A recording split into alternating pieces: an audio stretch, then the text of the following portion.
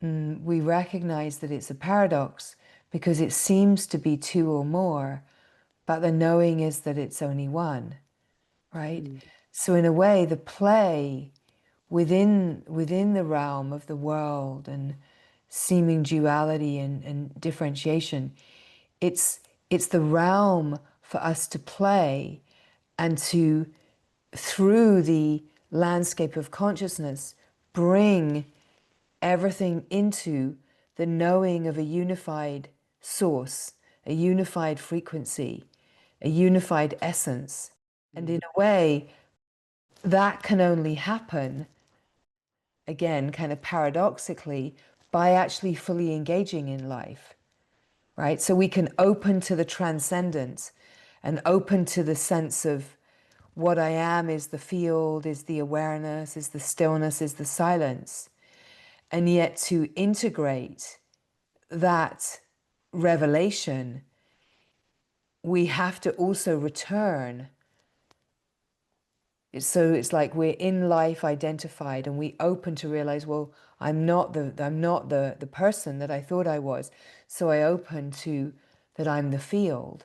And then there's the sense of, well, okay, I know I'm the field, but how do I navigate the humanness and the life? And that's really what you're bringing.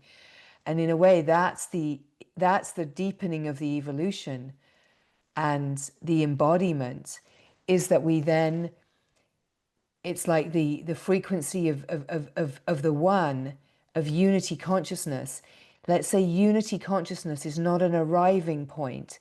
Unity consciousness is a process of consciousness unifying itself through the play of life.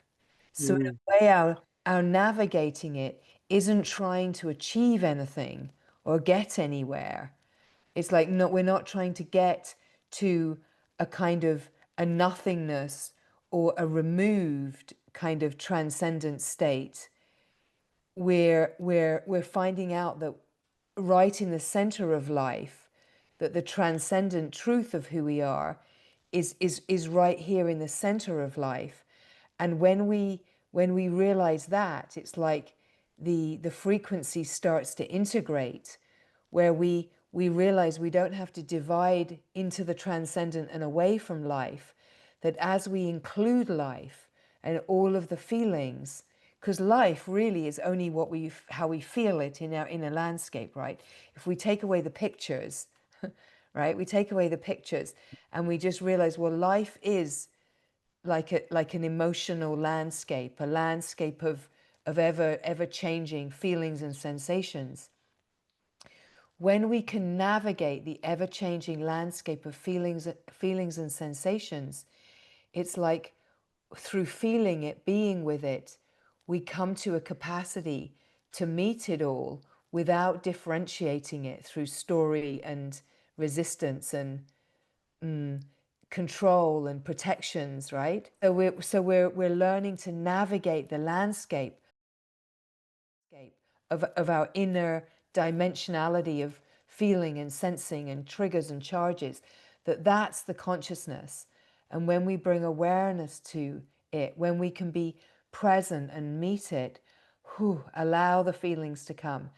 This is how unity consciousness is unifying everything within the realms of the landscape of our consciousness, right?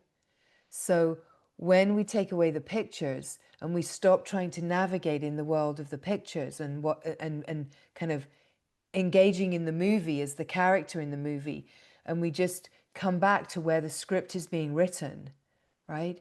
We come back to the inner landscape, the feelings, the sensations. And it's like, okay, this is where the script is being written from. So I take away the pictures and I just be with this. This is where we also find out, well, all that is actually here is frequency, or what Mm. I actually am, like, is the awareness of this. I am the Mm. awareness of this. And I'm the awareness that's not moving. So that would be the transcendent field, right? And so what is this moving and changing stuff, right? That's the consciousness. That's the stirred up water, right? It's dancing and moving. But when we just feel it as sensation and aliveness and energy, it's like, okay, here's the water that's churning. Now, if I just rest as this awareness and I receive, like I'm the still water and the churning water, and I let the churning water be here. And what happens to the churning water when I just be with it without trying to reach outside and move the players around, right? I stop trying to play chess. I let God play chess. I let God do that part. I just be within here, because in a way the way that I play the game is all about how I am inside. Thank So you.